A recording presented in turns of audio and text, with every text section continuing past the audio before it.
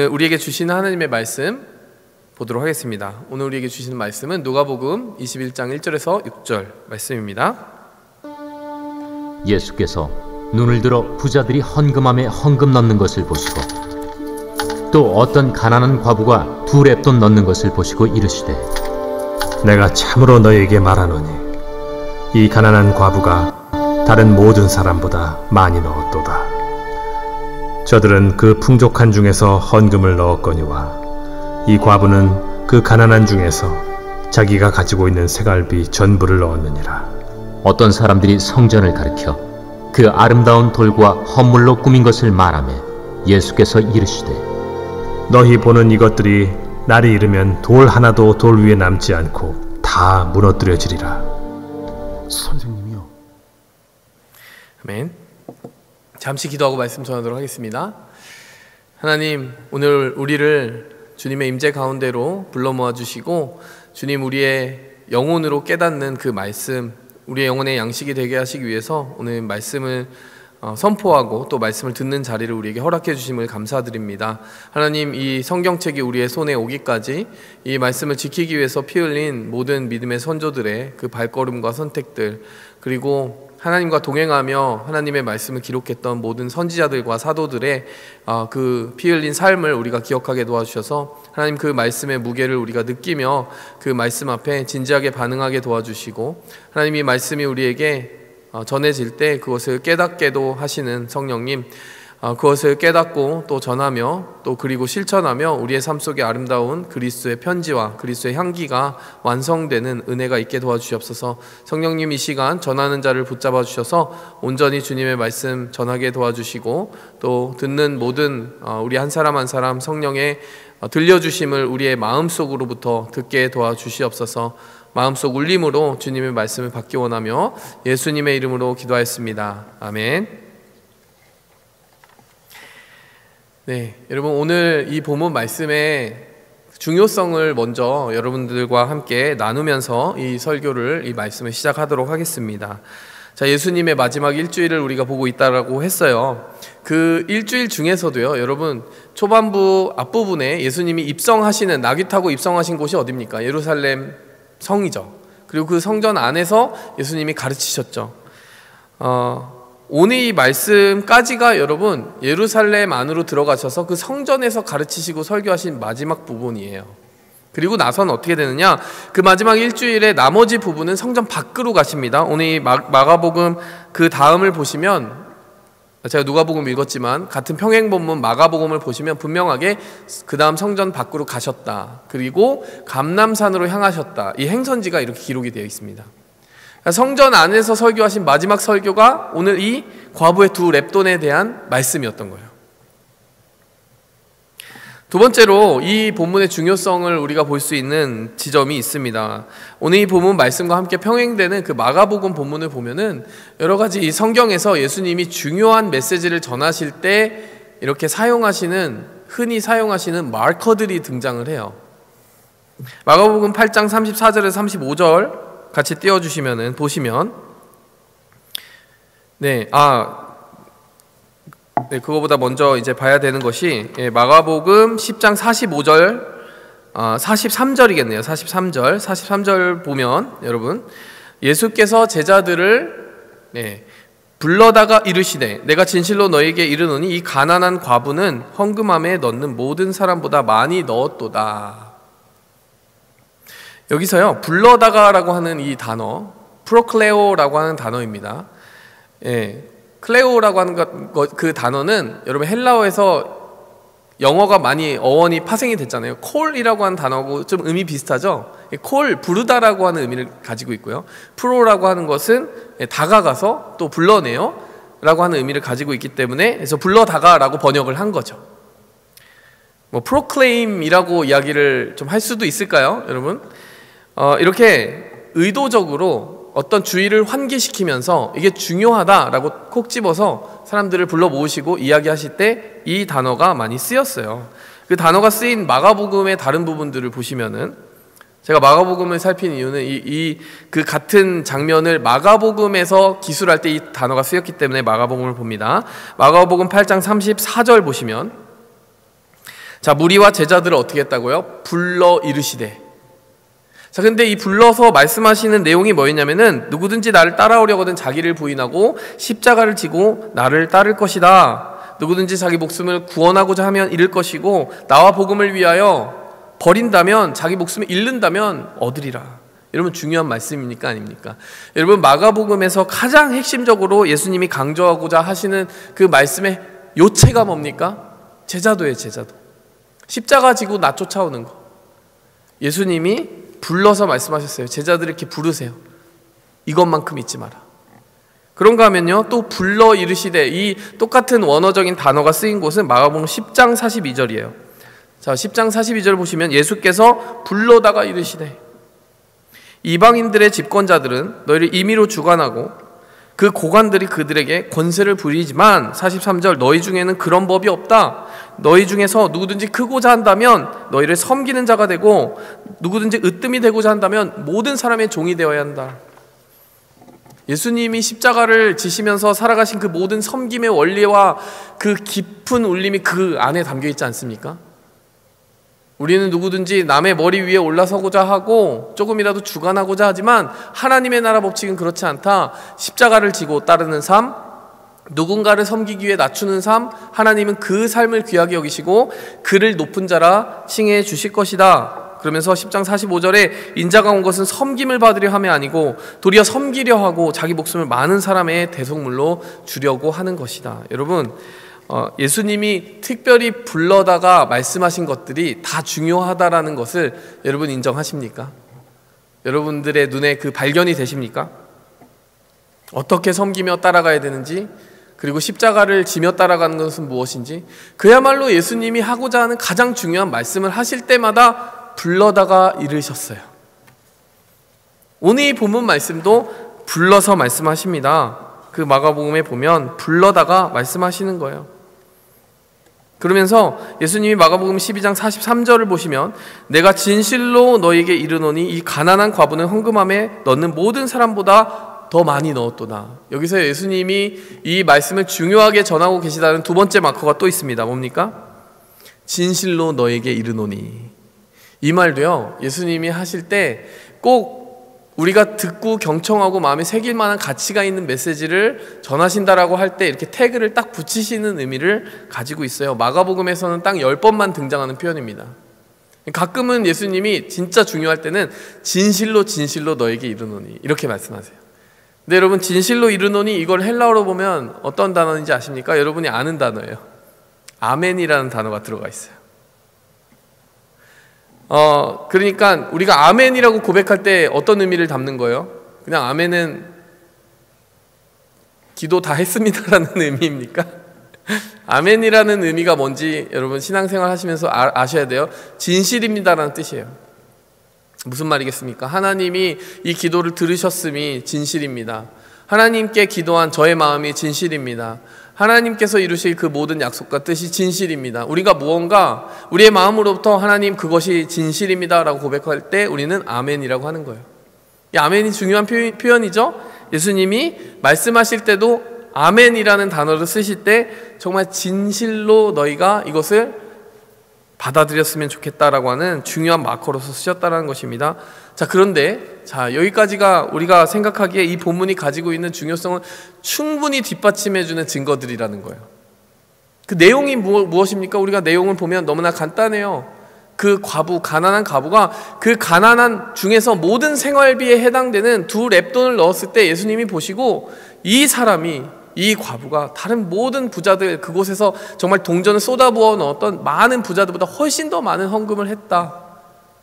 더 귀한 마음을 나에게 헌신한 것이다 라고 하는 이야기를 하신 거죠. 그 내용이 어떻다고요? 그 내용이 예수님이 주목해 보시고 제자들을 불러다가 진실로 진실로 말씀하실 만큼 중요했다라는 거예요. 제가 헌금에 관해 설교를 한 적은 제 기억에 별로 없는 것 같아요. 거의 없거나 그렇게 별로 헌금 자체가 주제가 돼서 설교를 하는 것이 은혜롭지 않다라는 그런 생각도 저에게는 좀 있기 때문에. 그런데요, 오늘 이 본문 말씀을 좀 연구하고 마가복음 함께 보면서 예수님이 진실로 말씀하고 싶어 하셨고, 예수님이 그리고 정말 중요하다라고 생각하셔서 불러서 말씀하신 이야기라면, 메시지라면 우리도 그 헌금 그리고 헌신의 의미에 대해서 조금 더 깊이 생각해 봐야 될 필요가 있겠구나라고 하는 것을 말씀을 연구하면서 생각해 보게 되었습니다. 오늘 이 말씀을 통해서요, 우리는 헌금의 의미를 좀 알아볼 것이고 헌신의 의미를 알아볼 것입니다. 제가 키워드를 뽑는다면 헌신의 무게에 대해서 조금 더 이렇게 무게감을 두고 설교를 할 텐데요, 제가 헌신이라는 단어를 쓰는 이유는 그렇습니다. 과부가 헌금을 했지만 그 돈을 드린 것에서 끝나지 않고 자신의 삶을 드린 것이고요, 여러분 사실 예수님이 받으시는 것은 우리의 돈뿐만이 아니라 우리가 드리는 시간, 우리의 믿음의 선택, 우리가 하나님을 생각하기 때문에 말을 조심한다든지 우리의 성품을 가다듬는다든지 우리의 삶 속에서 어떤 특정한 부분을 희생한다든지 이 모든 것들을 다 총체적으로 받으시기 때문에 저는 이 지금 본문에서 전하고자 하는 메시지를 그냥 헌금으로만 축소하고 싶지 않았어요. 그래서 헌신이라고 하는 넓은 의미의 단어를 좀 사용하려고 해요. 그러나 여러분, 제가 헌신이라는 단어를 쓰는 동시에 여러분들 우리가 함께 좀 더 주의하고 가야 되는 것은 이 본문 말씀이 어찌됐든 1차적으로 전한 메시지는 뭐다? 헌금에 관한 메시지다. 이 균형 사이에 우리가 있었으면 좋겠어요. 주님이 헌금에 대해서 우리에게 강조하고 계시는 것을 우리가 말씀을 제대로 본다면 1차적으로 분명히 받고 가야 되고요, 그 점도 놓치지 말고 두 번째로는 그것에만 머무는 것이 아니라 헌금보다 조금 더 넓은 의미를 받아서 우리의 삶의 모든 것들을 헌신하는 그런 삶의 모든 표현들에 대해서 예수님이 어떻게 받으시는지에 대해 우리가 이 말씀을 통해 볼 수 있다는 것도 같이 새기고 왔으면 좋겠어요. 첫 번째로요, 하나님은 우리의 헌신을 보십니다. 누가복음 오늘 본문 말씀 1절 말씀에 보시면 예수께서 눈을 들어 부자들이 헌금함에 헌금 넣는 것을 보시고 라고 되어 있어요. 보셨대요. 자, 평행 본문을 제가 같이 보면 마가복음 12장 41절 보시면요, 예수께서 헌금함을 대하여 앉으사 무리가 어떻게 헌금함에 돈 넣는가를 보실새 여러 부자들은 많이 넣는데, 마가복음이 이 점에 있어서 조금 더 정확하고 자세하지 않습니까? 예수님이 어떻게 앉으셨다고요? 어디에 계셨다고요? 헌금함을 향해서 앉으셨대요. 혹시 여러분 들어오시면서 헌금함 옆에 예수님 앉아 계신 거 보셨나요? 얼른 영안을 열어서 보시기 바랍니다. 예수님 거기 앉아 계셨어요. 여러분이 뱃모를 누를 때 예수님이 옆에서 계신 것을 보십니까? 여러분 헌금할 때 옆에서 보고 계신다니까요. 오늘 이 본문 말씀 정말 참 예수님이 부담스러운 곳에 앉아서 굉장히 퍼스널한 그 과정을 이렇게 눈으로 지켜보고 계신 것을, 아주 의도적으로 앉아 계신 것을 보여준다는 거예요. 마가복음 12장 41절이 그렇게 좀 사실 코믹한 부분이 있죠. 예수님 거기 굳이 앉아서 굳이 이렇게 주시하고 계신 거예요. 그리고 이 원어적인 시제를 살피면 현재 진행의 의미를 좀 더 가지고 있다고 해요. 과거에서부터 계속해서 지속적으로 그곳에서 하고 있는 어떤 행동을 가리키는 시제가 쓰였어요. 그러니까 그냥 어쩌다 가다가 그냥 보게 됐다가 아니라요, 그냥 앉아서 팔짱 끼고 보고 계시는 거예요. 그 의미가 우리에게 어떻게 다가오는지는 뭐 각자에게 다를 것이라고 생각합니다. 그 보시는 시선이 부담스러울 수도 있고요, 어떤 사람에게는 보고 계시는구나 하는 것이 반가울 수도 있죠. 예수님이 그것을 바라보고 계십니다. 이거 자체가 너무나 심플하게 이 본문이 우리에게 전하고 있는 진리예요. 여러분, 흔히 물질에 대해서 이야기하면 뭐 그렇게 물질적으로 신앙을 환산해야 되나, 이런 마음속에 어떤 그런 반발감이 들 수도 있어요. 근데 여러분, 물질이 있는 곳에 마음이 있다라고 말씀하신 것이 예수님의 말씀이고요, 그것이 물질주의인가라고 생각해 보기 위해서 제가 한 가지 와닿는 그 예를 좀 생각을 해봤습니다. 그랬더니 연인 관계가 흔히 그 부분에 있어서 한 가지 이해해 볼 수 있을 만한 실마리를 주더라고요. 여러분, 지금 연애를 하고 계시거나 혹은 과거에 하셨거나 뭐 이런 경험들을 토대로 한번 생각해 보시기 바랍니다. 여러분, 우리가 사랑을 표현하는 여러 가지 언어가 있다고 해요. 사랑의 5가지 언어도 있다고 하는데, 스킨십 혹은 뭐 시간을 구별하는 것, 혹은 말의 언어, affectionate 뭐 랭귀지나 그런 것들을 포함해서 네 번째가 생각이 안 나는데, 뭐 물질로서 표현하는 그런 선물도 들어가 있어요. 여러분 혹시 이 선물을 주고 받으시면서 한번 상상해 보셨습니까? 정말 연인 관계로서 연애를 하는데 선물을 단 한 번도 주지 않은 그런 관계를 경험해 보신 적 있습니까? 그냥 대단한 선물 말고요, 뭐 초콜릿이라도 하나, 이렇게 먹을 거라도 하나, 야 오다 주었다 이러면서 딱 던지는, 네, 이렇게 83 감성인데, 네, 그런 선물, 아주 작고 사소한 선물도 주고 싶은 마음이 조금도 들지 않는 그런 연인 관계를 상상해 보실 수 있겠냐라는 거예요. 저는 전혀 없을 것 같아요. 그래서 그 정말 의문을 불러일으키는 그 관계를 지속하는 중에 상상해 보는 거예요. 상대편이 얘기하는 거예요. 넌 왜 나한테 선물을 조금도 하지 않니? 근데 상대방이 갑자기 황당하다는 표정을 지으면서 너 참 속되다. 너 참 물질적이구나. 이렇게 얘기하면서 나는 순수한 사랑을 하고 있는 거야 라고 하는 그런 말을 하는 분이 있다면 여러분 어떻게 하셔야 됩니까? 이렇게 순수한 사람하고 결혼을 해야 되겠구나 이런 마음이 드시겠어요? 아니면 그래 순수하게 혼자 살아라. 나는 내 갈 길을 가겠다. 이런 결론을 내리시겠습니까? 그냥 안 만나시면 될 것 같아요. 강력하게 답을 드립니다. 마음이 있다고 하고 정말 순수하게 나를 사랑한다고 하는데 그걸 표현할 어떤 그 제스처도 보이지 않는다? 그 사랑은 굉장히 의심할 만한 충분한 근거가 있는 것이죠.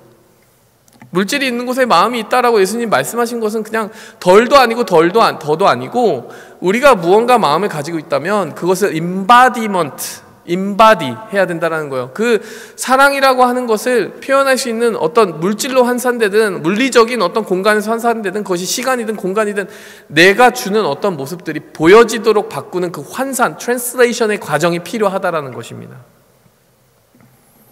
그렇게 하려면 나 자신이 포기해야 되는 것들이 있고 자르는 것이 있어요. 그리고 상대방은 그 것을 보는 거예요. 내가 그 사람한테 소중한 것은 저 사람이 이것을 포기하면서까지도 그것을 주는구나 라고 하는 것을 보기 때문에 우리는 그것이 선물이든 무엇이든 어떤 물리적인 형태로 환산되어서 나에게 오는 것을 볼 때 참 소중히 여김을 받고 있다 이런 생각과 느낌을 받는 것이죠. 그래서 여러분 제가 결혼 세미나 때는 얘기하지 않았지만 누구를 만나야 되느냐, 이 사람이 내 짝인지 어떻게 아느냐, 많은 어떤 기준들이 있을 거예요. 믿음과 신앙과 비전과 다른 여러 성품에 맞고 틀림과 이런 것들이 있을 거잖아요. 그 중에 한 가지를 제가 떠올려 보니까 오늘 본문 말씀과 관련해서 내가 무언가를 주면서 아깝지 않은 사람이면 대체적으로 맞을 것 같아요. 내가 그 사람 진짜 사랑하고 있는 거 맞는 것 같아요. 그리고 그 사람이 정말 맞을까라고 하는 질문을 했을 때도 그 사람이 날 정말 사랑하고 있을까라고 할 때도 그 사람이 그렇게 무언가 아까워하지 않고 나에게 베풀고 있다면 대체적으로 맞을 것 같아요. 그러니까 우리가 둘 사이에 그게 액수나 그런 의미를 가리키는 것이 아니라 정말 찐 사랑이라고 하면, 정말 진짜 사랑이라고 하면 아까운 마음이 들지 않죠. 예수님도 마찬가지입니다. 예수님이 우리에게 주실 때 아까워하지 않으셨어요. 하나님이 우리에게 주신 것이 무엇입니까? 요한복음 3장 16절. 하나님이 이처럼 세상을 사랑하사, 이처럼이라고 했어요. 이처럼이라고 하는 것이 referring to 무엇을 받고 있습니까? 독생자를 주셨으니. 그냥 하나님이 플라토닉 러브를 하시면서 위에서 난 너 정말 사랑한다 알지? 야 아는 걸 표현해야 하냐 이러면서 그냥 퉁치고 가신 게 아니라요, 내가 너에게 독생자를 준다. 나의 가장 소중한 전부를 너에게 주겠다. 여러분, 하나님은 정말 물질적인 사랑을 하신 거예요. 하나님은 정말 표현하는 사랑을 하신 거고 보이는 그런 사랑을 하신 것입니다. 여러분, 하나님은 그렇기 때문에 우리의 헌신도 그런 형태로 표현되어지기를 보고 계세요. 보고 계시다라는 것입니다. 너무나 당연한 일이에요. 우리의 신앙생활은 그런 의미에서 누구의 시선 앞에 서서 어떠한 모습으로 그 시선을 의식하며 반응하느냐에 달려 있는 것 같아요. 우리의 신앙생활이 사람의 시선 앞에만 반응하고 있는 것이 아니라 정말 하나님의 시선 앞에 하나님께 보여지는, 하나님께 드려지는 실제적인 임바디먼트가 있는 신앙생활이기 바랍니다. 오늘 이 본문 속으로 좀 더 자세히 들어가서 어떤 시선들이 그 장면을 채우고 있고 어떤 신앙의 어떤 시선에 이 과부가 반응하고 있는지를 좀 생각해 봤으면 좋겠습니다. 당시 예루살렘 성전의 입구에는요 헌금함이 13개나 있었어요. 용도별로 달랐기 때문이에요. 성전세도 있고 구제 헌금도 있고 뭐 다양한 의미에서 지금도 헌금의 그 용도와 목차가 다르잖아요. 13개 정도의 헌금함이 있었다라고 합니다.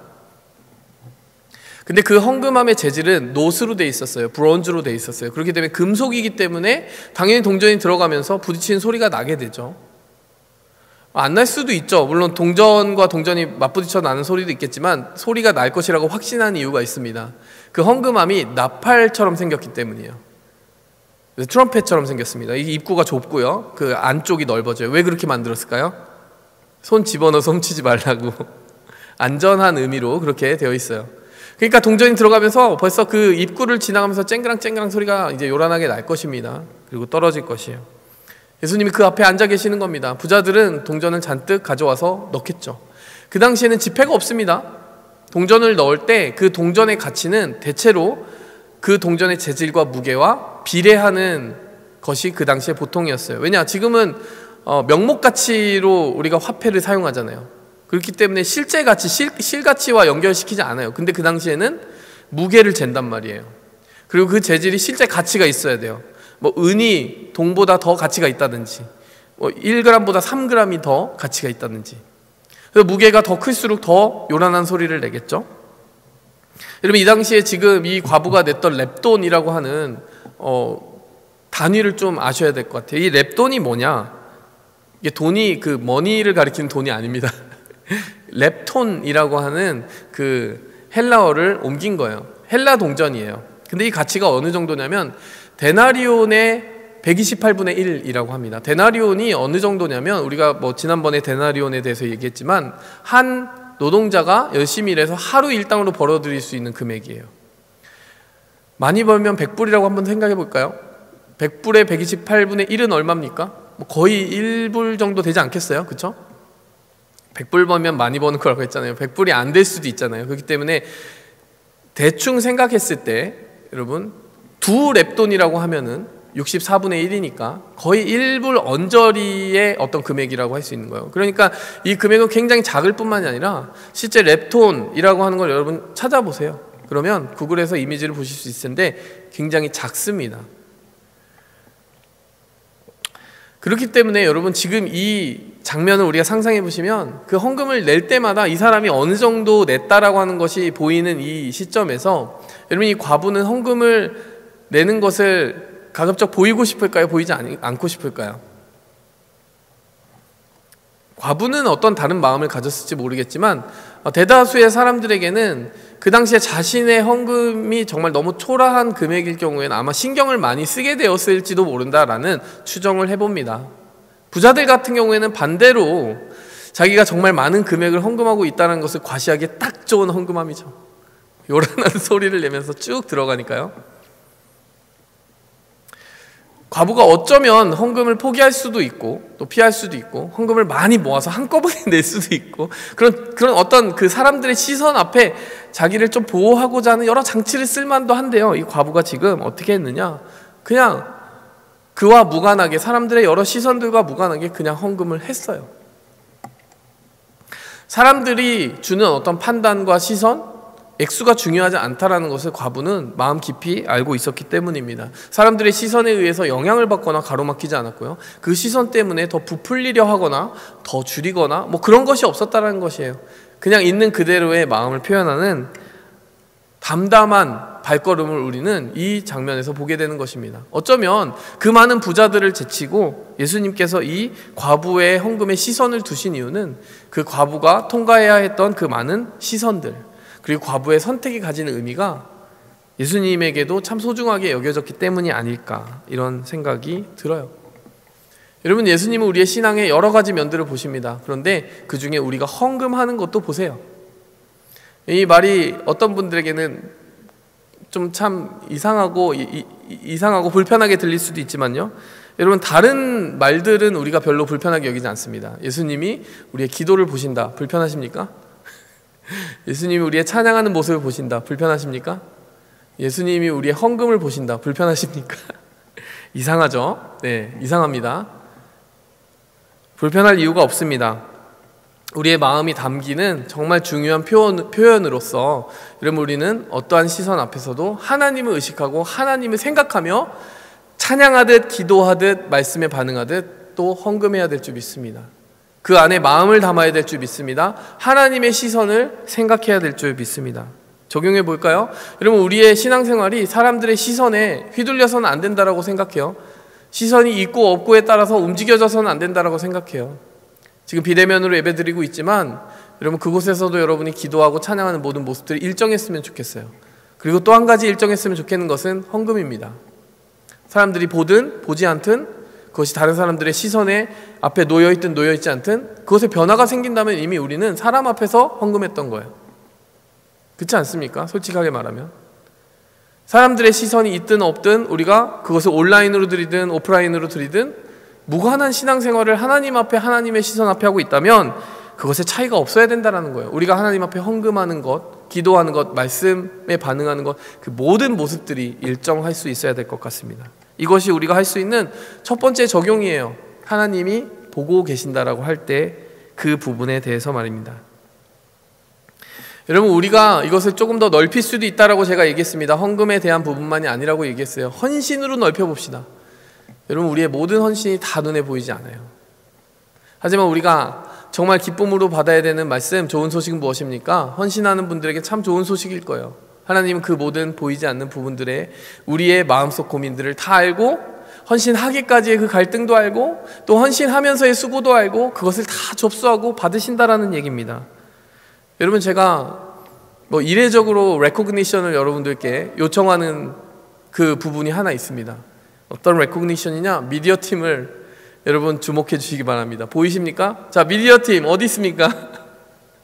보이지 않는 곳에 있습니다. 보이지 않는 곳에 있어요. 요즘 정말 많이 수고하고 있습니다. 제가 미디어 팀만을 따로 떼어놓는 것이 아닌데 그런데 우리가 우리의 눈에 보이지 않는 곳에 우리의 시선이 잘 닿지 않는 곳에 있기 때문에 제가 이렇게 좀 시선을 좀 두고 한 번쯤 여러분들의 주의를 환기시키고 싶었어요. 여러분 아까 드럼 치는 거 보셨습니까? 드럼 주자가 없는데 왜 드럼 소리가 들렸죠? 우리 미디어 팀장님이 위에서 드럼을 치셨어요. 패드로. 그리고 음향을 조절하십니다. 그리고 방송을 컨트롤해요. 여러분 그 자막이 돌아가게 하기 위해서 그리고 찬양의 모든 곡조들이 제대로 좋은 음량으로 방송에 나가게 하기 위해서 지금 보이지 않는 곳에서의 수고들이 있습니다. 저는 단언코 말하지만 사람이 보는 곳이든 사람이 보지 않는 곳이든 하나님의 시선이 못 닿을 곳은 없고 하나님은 그 곳을 더 오히려 긍휼한 시선으로 보고 계실 수도 있다라는 생각을 합니다. 찬양팀이 이곳에 서기까지 우리가 보여지는 곳만 보는 것이 아니라 그 찬양팀은 또 일주일간 얼마나 많이 준비할까요? 준비하면서 영상을 찍는다고 해요. 그리고 그것을 나누고 같이 준비하는 그 과정들을 쉐어한다고 합니다. 여러분 셀장님들이 셀 모임을 이끌기 전에요. 화요일에 약 1시간 반 정도의 셀장 성역 공부를 합니다. 한국에서 온라인으로 접속하시는 셀장님도 있어요. 여러분 사람들이 볼 수 있는 분량보다 보지 못하는 분량이 훨씬 많아요. 그리고 그분들이 그렇게 헌신하기까지 얼마나 갈등할 수 있는 어려운 삶의 틈바구니와 상황들이 이렇게 치고 들어올 때가 있는지 저는 잘 압니다. 그걸 일일이 세런 분들께나 다른 분들께 제가 말씀드리지 못해요. 또 그분 장본인들은 더 그걸 말하지 못해요. 그저 하나님이 보시는 그 시선 앞에서 열심히 할 뿐입니다. 그래서 제가 그분들을 대신해서 좀 생색내고 싶어요. 이분들 이렇게 수고하는 것을 정말 아무도 못 본다니 너무 아깝다 이런 생각이 드는 거예요. 그러면서도 제 마음속에는 한 가지 확신이 있고 컨피던스가 있습니다. 하나님은 다 보고 계신다. 여러분 보이지 않는 곳에서 헌신하시는 분들 여러분 위로의 말씀이 되기 원하고요. 또 무엇보다 여러분 우리가 보는 것보다 훨씬 더 많은 분량을 그렇게 보이지 않는 곳에서 수고하고 헌신하는 분들을 위해서 향해서 여러분들도 역시 위에서 기도해 주시고 또 축복해 주시는 마음이었으면 좋겠어요. 한 가지 배울 수 있는 것은 오늘 본문 말씀에서도 여러분 우리가 볼 수 있는 것은 주님이 어떻게 보시느냐에 대한 부분이 우리에게 바로 즉각적으로 다가오지 않을 수 있다는 점을 우리가 마음속에 새겨야 됩니다. 무슨 말일까요? 예수님이 지금 2랩돈 넣은 과부에게 가서 막 달려가가지고요 등 두드리시면서 야 네가 제일 많이 넣었더라 이렇게 과부에게 너의 헌금을 내가 기쁘게 받았다 말씀해 주셨습니까? 이상하게도요, 제자들만 불러 모아서 제자들에게 저길 좀 봐라. 저 과부가 넣은 헌금이 자기의 생활비 전부를 넣은 헌금이야. 너희 눈에 아무리 작아 보여도 절대 작지 않아. 근데 예수님은요, 과부에게 그 말씀 안 해주시고요, 제자들에게만 속닥속닥 말씀해 주시는 거예요. 우리가 주님께 비밀스럽게 드리는 것, 주님이 아시냐 모르시냐 안 느껴질 수도 있어요. 주님이 구구절절히 와서 우리한테 말씀 안 해주실 수도 있습니다. 근데 해주실 날이 있어요. 중요한 것은 우리의 귀에 그 마음이 전달되든 우리의 마음에 전달되든 전달되지 않든 예수님은 어찌 됐든 우리가 주님 앞에 작은 것이라도 드리는 그 마음들을 다 기뻐 받으시고 계시다라는 거예요. 보고 계시다라는 것입니다. 그것이 우리에게 좋은 소식이 되기를 저는 간절히 기도합니다. 두 번째로요, 하나님은 우리의 헌신을 아시는 분이세요. 오늘 3절과 4절 말씀 보시면요, 이 가난한 과부가 다른 사람보다 더 많이 넣었다 이렇게 3절에 이야기하시면서 왜 그랬냐, 4절에 보니까 풍족한 중에서 헌금을 넣었지만 이 과부는 가난한 중에서 자기가 가지고 있는 생활비 전부를 넣었다. 3절과 4절이 보여주고 있는 것 무엇입니까? 예수님은 우리의 형편과 사정을 정확히 아신다는 것입니다. 오늘 부자들의 헌금에 대해서는 전혀 언급하시는 일이 없지만 이 과부의 헌금에 대해서 이야기하시면서는 그가 과부라는 것을 알고 계시는 예수님을 보게 되는 거예요. 그리고 그 두 렙돈이 그의 가졌던 전체 생활비, 정말 써야 되는 간절한 생활비고 목숨과도 같은 돈이었음을 예수님이 알고 계셨다는 것을 제자들에게 공개하신 거예요. 우리가 어떤 마음의 갈등과 힘듦을 거쳐서 헌신을 하고 또 주님께 드리든 주님은 그것을 아셔요. 그냥 보시는 게 아니라 알고 보십니다. 알고 보면 참 너의 마음의 무게가 참 무겁구나. 알고 보니. 알고 본다는 그 한국말 표현 참 재밌죠? 우리가 모르고 보는 경우가 많잖아요. 근데 알고 보니까 속사정은 이랬단 말이야. 이럴 때 알고 보니 이런 표현 많이 쓰는데 예수님은 처음부터 알고 보십니다. 그 마음을 다 알고 보세요. 이 본문을 두고 이동원 목사님이라는 예전에 지구촌 교회를 담임하셨던 이동원 목사님이 이렇게 말씀을 전하신 적이 있어요. 만일 그녀가 2개의 동전 중 하나만 드렸더라도 하나님은 충분하다고 하셨을 것이다.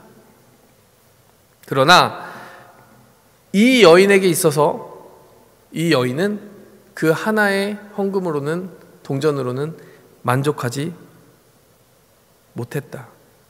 이것이 주님을 향한 그 여인의 사랑이었다.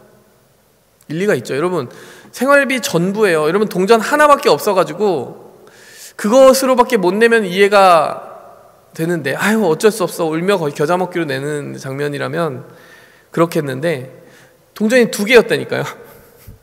2렙돈이었어요. 2개가 전체가 생활비 전부이고 그래서 하나만 드려도 생활비의 절반 드렸으면 하나님이 야 너 부족하다 이렇게 하시겠어요?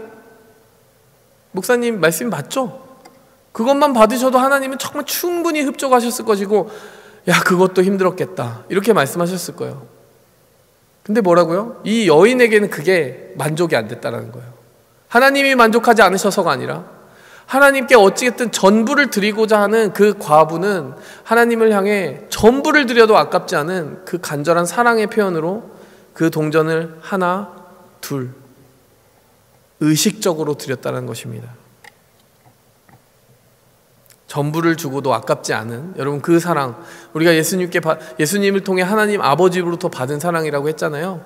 그 사랑을요 받을 뿐만이 아니라 받았다라고 느끼는 분이라면 여러분 그 사랑을 하나님께 드려도 볼 수 있는 그런 감격적인 기회를 꼭 붙잡고 놓치지 마시기 바랍니다. 제가 군대에서 그런 경험들을 했던 것 같아요. 그리고 헌금에 관련된 여러 에피소드들이 있는데 군대에서 어떤 분이 주일 예배를 드리잖아요. 군대 교회에서. 그러면 목사님이 읽어주세요. 봉투에 적힌 것을. 근데 어떤 분이 익명으로 자기의 모든 헌금의 번호를 매기는 거예요. 32번째 헌금입니다. 42번째 헌금입니다. 그리고 감사 제목이 있어요. 쭉 언제까지 그게 되나 봤는데 매주 있는 거예요. 매주. 그리고 그분이 이제 저보다 일찍 오신 분이니까 어떤 분인지 모르지만 그분이 마지막 헌금입니다. 이러면서 지금까지 저를 건강하게 지켜주시고 이 광야 같은 시간 속에서 광야같이 느끼지 않게 해주신 하나님 감사합니다. 이런 마음의 고백들을 담아가지고 마지막으로 그렇게 딱 드리더라고요. 여러분, 군대에서 드릴 돈이 별로 없어요. 월급이 병장 때 제가 10만 원 언저리 받았는데 요즘은 더 많이 받는 것 같은데, 그러니까 한 달 꼬박 일하고 정말 그 노동한 것에 비하면은, 그리고 수고한 것에 비하면 그렇게 큰 금액은 아니죠. 그걸 가지고 또 다 모아서 드리자니 그것도 사실 조금 아까운 부분도 있을 수 있거든요. 근데 그분은 다 챙겨서, 그게 얼마만큼을 드렸는지는 모르겠지만 그렇게 드리더라고요. 저도 그때 없는 중에 이제 헌금을 그렇게 전체를 드린 적이 있어요. 몇 번 드리면서 어떤 마음이었냐면, 사실 그거 가지고 할 수 있는 게 많이 생각이 나더라고요. 뭐 대단하니 많은 금액은 아니에요, 여러분. 되게 초라한 금액이지만 10만 원, 뭐 100불 이 정도지만, 사실 군대에서는 그 상황에서는 조금 간절할 수 있어요. 왜냐, 얼마나 활동량이 많아요. 제가 최저 몸무게 한번 찍어 봤거든요. 60kg대로 내려가 봤거든요. 지금의 거의 하여간 비율은 얘기하지 않겠지만 네, 정말 그 피골이 상접한, 네, 정말 칼로리를 많이 소모해야 되는 거예요. 막 겨울에 눈 얼마나 쓸어야 되는지, 탄약창이기 때문에 그 이글루 탄약이 많아요. 그러니까 정말 눈을 여의도 면적의 3배라고 하는데, 물론 우리 중대에 커버하는 영역은 또 그 중에 10분의 1이지만 엄청나게 눈을 쓸어내는 거예요. 가을에는 그 탄약고에 불이 붙으면 안 되니까 건초를 다 쓸어내야 되고요. 여름에는 그걸 다 잔디를 깎아야 되고요. 봄에는 어떻게 해야 될까요? 봄에는 그것에 쓰이는 도구들을 만들고 있어야 되고요. 1년 내내 해야 돼요. 사실 뭔가를 경계 근무도 서야 되고요. 그러다 보면은 체중이 내려가는 거죠. 군대 가시기 바라면 군대 추천합니다. 예. 근데 얼마나 또 PX 가면은 맛있는 게 많아요. 냉동 음식 있고 달콤한 음료들이 있고, 사실 그런 거 하나 먹어도 기분이 상당히 좋아지거든요. 근데 딱 받는 날 고민 없이 하나님께 드려야지 이러면서, 하나님, 제가 무엇을 포기했는지 아십니까? 저 맛있는 냉동 음식을 포기했습니다, 하나님. 이러면서 딱 드리는데 마음속에 어떤 차오르는 어떤 기쁨이 있더라고요. 자주 그렇게 하진 못했지만 그래도 한번 드릴 때 그렇게 하나님이 너 2랩 돈을 냈구나 이렇게 바라보셨을 것 같다라는 생각, 2랩 돈 헌금 몇 번 해보니까 참 마음속에 하나님의 그 교통하심이 있더라고요.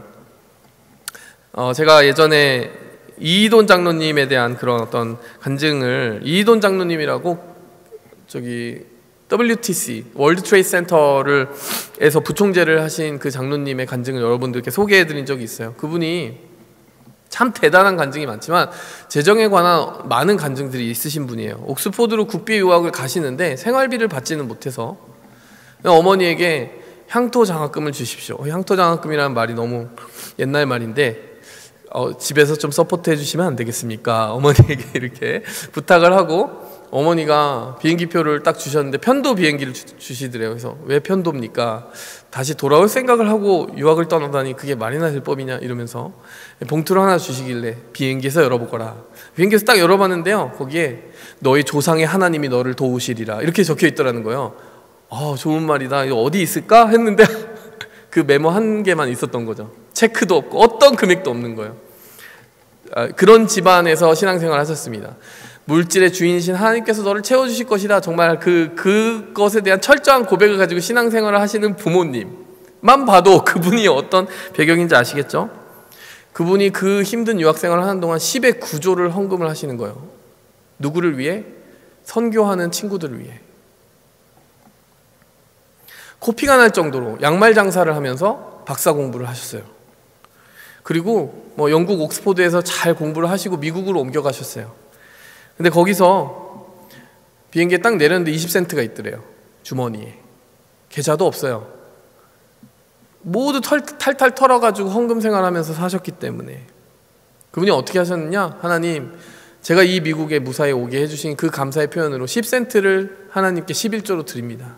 20센트 중에 2센트가 이렇게 잘려져 있지 않으니까 그 중에 어쩔 수 없이 10센트를 드려야 되겠네 이러고, 이 남은 10센트로 제가 전화를 걸겠습니다.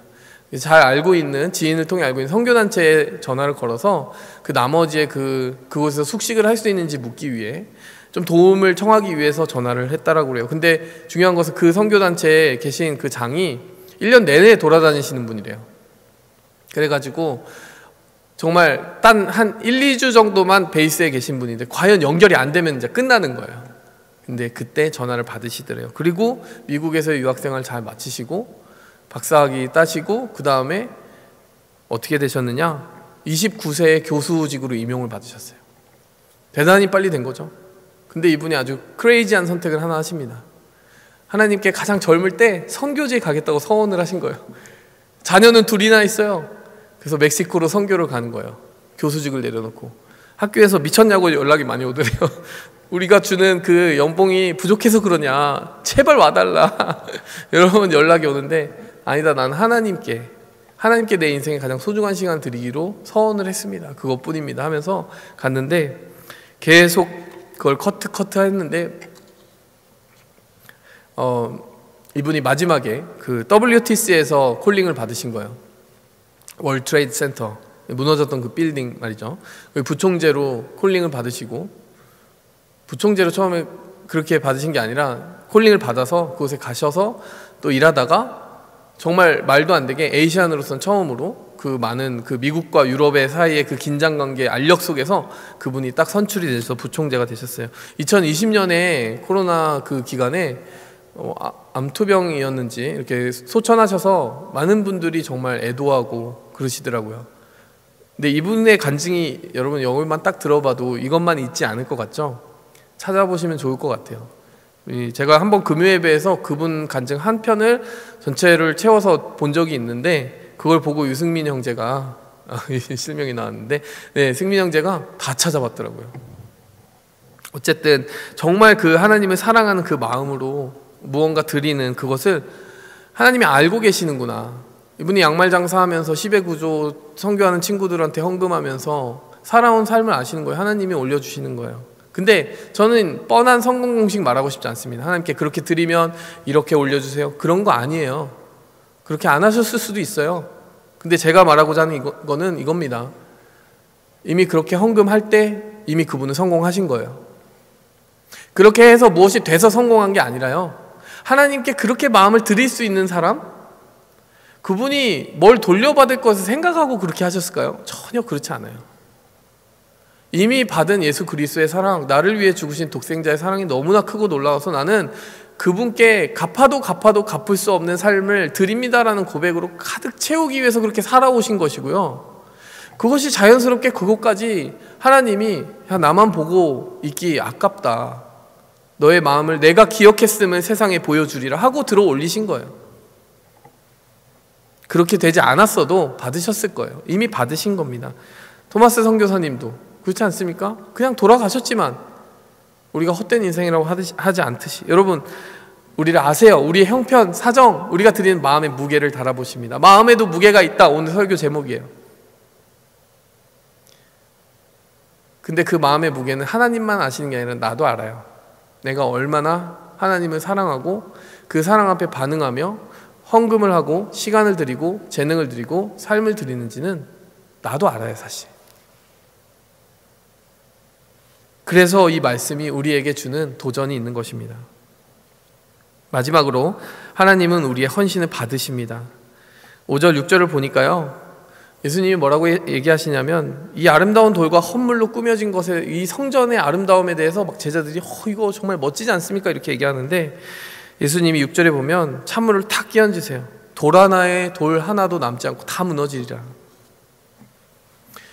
여러분, 이 부분은 무슨 말씀이냐? 예수님의 복음을 전하시고 그 복음의 주인으로서 메시아로 오셨는데 그 예수님을 알아보지 못하고 십자가에 내어 던져버린 이스라엘, 복음을 누리지 못한 채 로마에 의해서 멸망당하고 성전이 무너지게 될 것이라는 것을 선포하시는 거죠. 그리고 그 말씀대로 AD 70년에 그 일이 실제로 일어났습니다. 그들이 모든 정말 선하지 않은 동기로 그 성전 시스템을 통해 착취하고 또 악하게 과부의 가산을 삼켰다. 우리 지난 시간 본문이죠. 그것에 대해서 예수님이 정말 신랄하게 비판하신 것이고 그것의 심판이 임할 것을 말씀하신 거예요. 이 본문, 그런데 앞부분과 결이 좀 다르죠? 저는 이 질문을 이끌어낼 수 있다고 생각합니다. 그럼 이렇게 무너질 성전을 위해서 헌금을 하는 것은 좀 너무 허무하지 않습니까? 5절에 분명히 이 성전이 헌물로 꾸며진 것이라고 했어요. 그럼 예수님이 사실 실용주의적인 시각을 가지고 보면 어떻게 하셔야 돼요? 과부야, 그거 거기다 헌금하지 마. 내가 기뻐하지 않아 이 성전을 언젠가 무너뜨릴 거야. 하지 마. 그렇게 안 하셨어요. 근데 그 성전에서 일어나는 모든 일이 기쁘셔서가 아니라요, 이건 성전과 무관하게 하나님과 그 과부 사이의 1대1의 일이었고, 과부가 드린 그 마음은 예수님이 성전과 무관하게 접수하신 거예요. 물론 교회가 어떤 성도들의 헌금을 어디에 써도 상관이 없다? 이런 거 아니에요. 부패하지 않고 투명하게 예수님의 정신과 마음에 합하게 교회는 그 재정을 운영하고 그 헌금을 집행해야 되겠죠. 피땀 흘려 성도들이 헌금한 그 헌금이 정말 바른 곳에 쓰이도록 애써야 되는 것은 교회의 책임이고, 또 그 교회의 일부를 이루고 있는 성도들의 책임인 것입니다. 근데 중요한 것은 그것과 무관하다라는 거예요. 그 개인이 하나님 앞에 드리는 그것이 받아지는 이 모든 과정은 그것과 무관하다라는 것입니다. 그것은 그것대로 추구해야 되는 것이고, 이것은 이것대로 추구해야 되는 것이에요. 우리가 하나님 앞에 드리는 것, 하나님이 받으신다는 얘기입니다. 접수한다는 것입니다.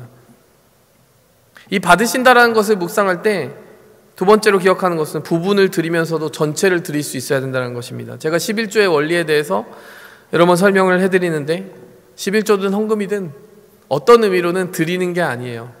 드리는 게 아니라 돌려드리는 것입니다.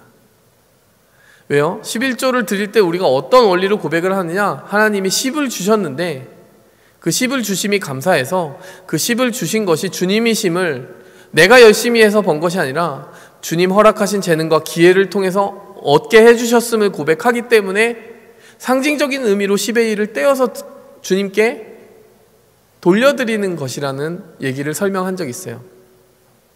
엄밀한 의미로는 10을 받았는데 10의 9를 내가 쓰는 것이죠. 전체가 하나님의 것이었는데 10의 9를 쓰게 해주시는 것이죠. 10의 1은 하나님께 아이고 제가 드립니다가 아니라요, 주님이 주신 전체 중에 이 전체가 하나님께 왔음을 의미하는 한 가지 상징으로서 주님께 돌려드립니다. 그것이 11조의 고백인 것이에요. 그렇기 때문에 11조를 드릴 때 우리는 사실 전체를 드리는 거예요. 전체를 드리는 마음으로 드려야 되는 것이죠. 헌금을 드릴 때도 모든 재정이 하나님의 나라를 의식하고 생각하는 그 마음으로 쓰여져야 돼요. 자, 그런가 하면 여러분 11조를 드린 후에 그러면 10의 9는 내 마음대로 쓰는 것입니까? 우리가 이미 전체를 드리는 고백이라고 했잖아요. 그럼 10의 9도 사실은 하나님의 재정인 것이에요. 그러면 여러분 그 10의 9는 향락을 위해서 쓰거나 낭비하거나 하나님의 뜻에 반하는 어떠한 부정의한 일에 쓰여져서는 안 되는 거예요. 그걸 가지고 우리가 도박을 할 수 있겠어요? 악한 일에 쓸 수 있겠습니까?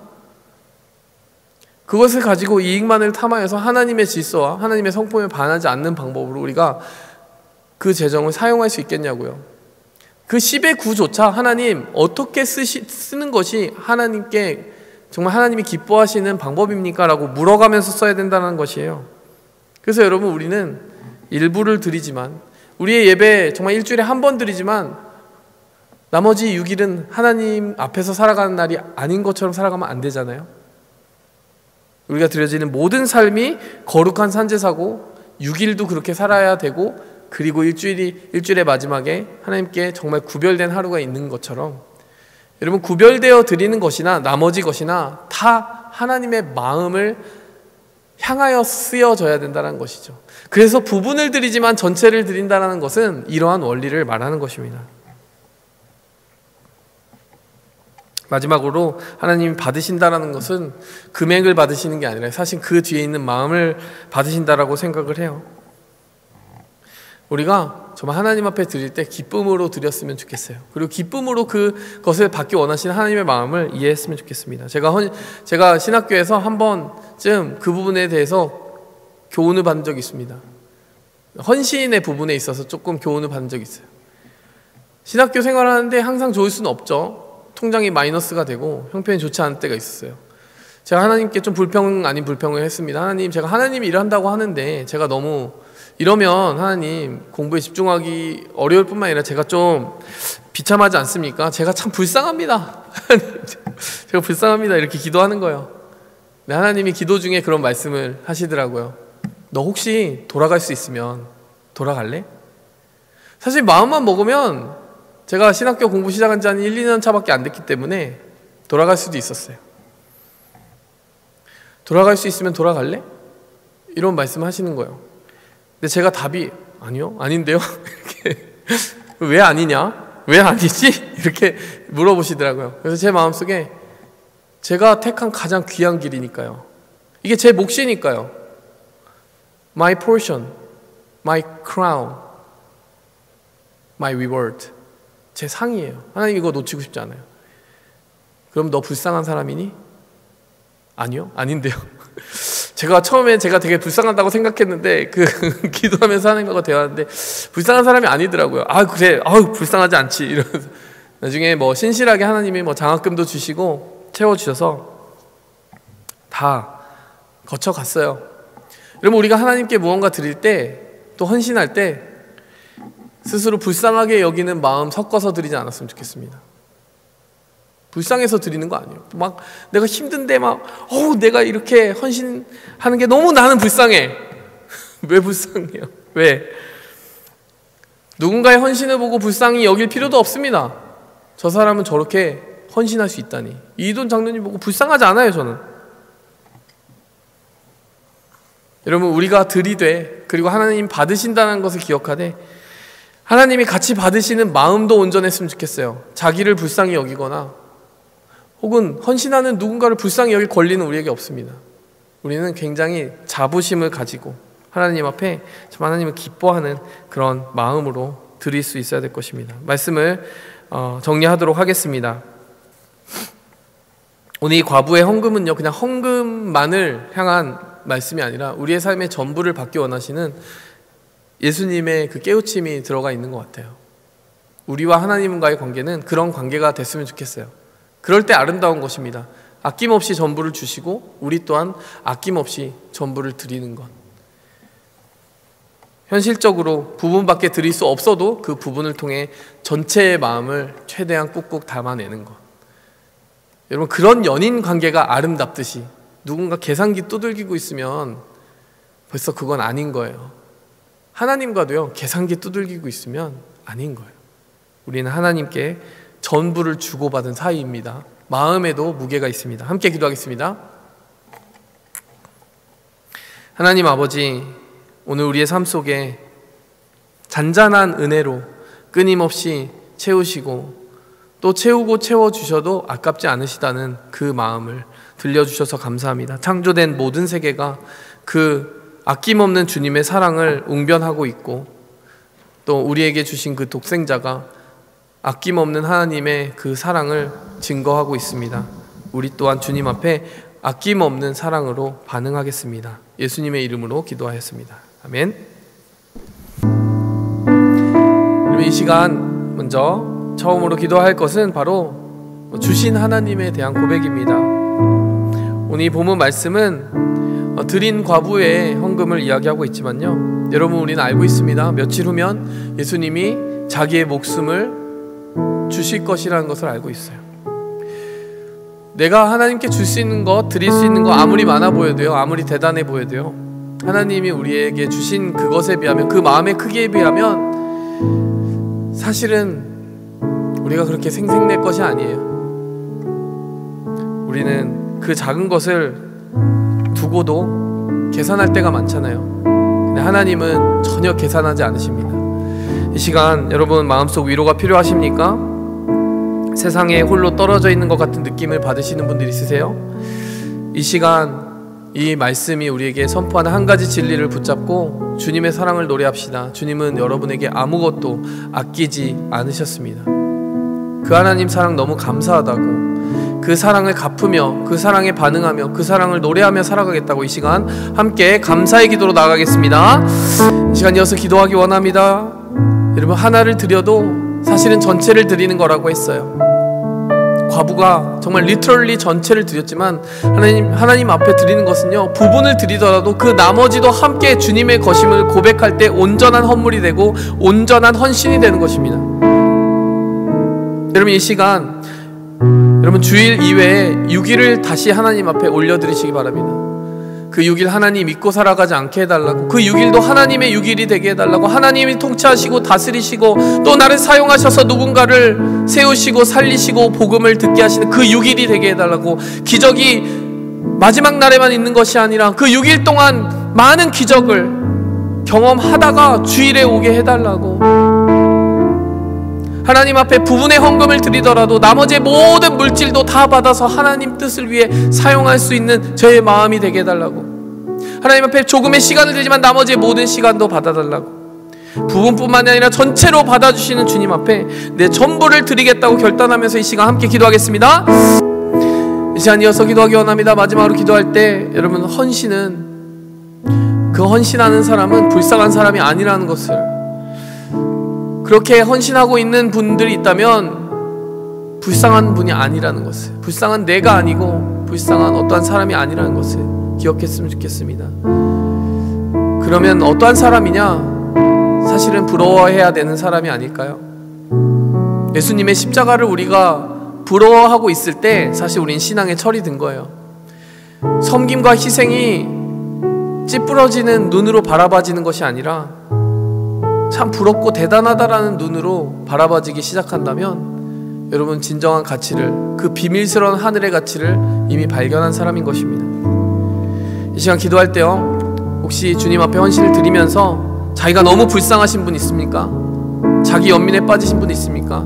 그 마음 싹 지워달라고 기도하시기 바랍니다. 혹시 신앙의 생활을 하면서 내가 주님을 위해서 무엇인가 하는 것이 부럽지 않고 또 그것이 사모되지 않는 텅 빈 마음으로 오고 가시는 분들 있습니까? 하나님을 위해 일한다는 것의 그 아름다움을 저도 느끼고 그 안에 감동하게 도와주시옵소서. 그 마음 주시옵소서. 이렇게 기도했으면 좋겠어요. 이 시간 주님이 받으시는 그 마음 내게 채워달라고, 꾹꾹 채워달라고, 이 시간 주님이 받으시지 않는 마음 비우고 주님이 받으시는 마음 채워달라고 이 시간 함께 기도하겠습니다. 하나님, 주님 앞에 드릴 것이 많은 인생을 살아가는 우리가 정말 복된 인생입니다. 드려본 적 없고 드릴 때마다 감동 없이 드리는 그런 가난한, 영적으로 가난한 인생 살지 않게 하여 주시옵소서. 우리가 무엇을 드리든 그것이 나의 영혼의 전부를 축복해 주신 그 사랑에 대한 반응이게 도와주시고, 그로 말미암아 우리가 주님을 기쁘시게 하고 또 주님과 함께 사랑의 교제를 밀접히 나누며 살아가는 주고받음이 있는 인생, 전체를 주신 주님께 전체를 드리며 살아가는 인생 되게 하여 주시옵소서. 오늘 이 과부의 숨은 고백을 받으신 하나님, 우리의 인생 속에도 많은 숨은 고백이 있습니다. 숨은 헌신이 있습니다. 다 받아 주시옵소서. 기억하여 주시옵소서. 리더들의 헌신이 있습니다. 그들을 축복하여 주시옵소서. 하나님 나라를 향한 그 모든 수고를 아끼지 않는 자들에게 하나님 축복하여 주시옵소서. 오늘 드려진 이 헌물 어떠한 마음으로 드렸든지 정말 주님 그 마음 속 작은 겨자씨 하나리 커지게 도와주시옵소서. 더 큰 하나님의 마음, 하나님 사랑하는 마음이 그 안에 진심 어리게 깃들게 하여 주시옵소서. 예수님의 이름으로 감사하며 기도하였습니다. 아멘. 이제는 우리를 위하여 자기 목숨을 아끼지 않고 주신 예수 그리스도의 피 흘리신 사랑과 또 우리를 축복하시고 사랑하시기 위해 온 우주 만물을 아낌없이 창조하시고 그것을 낭비라 하지 않으시는 하나님 아버지의 놀라우신 부어주심과 또 오늘도 곁길로 세곤하는 우리의 영혼 한복판에 들어오셔서 우리를 아끼시고 붙드시고 또 축복해 주시는 성령의 감화 감동하시는 그 은혜가 이제 주님 주신 것을 알고 또 주님 앞에 아낌없이 전체를 드리며 살아가기 원하는 주의 모든 백성들의 삶과 또 그 가정과 또 그 나아가는 길 앞에 이제로부터 영원토록 함께 계실지어다. 아멘.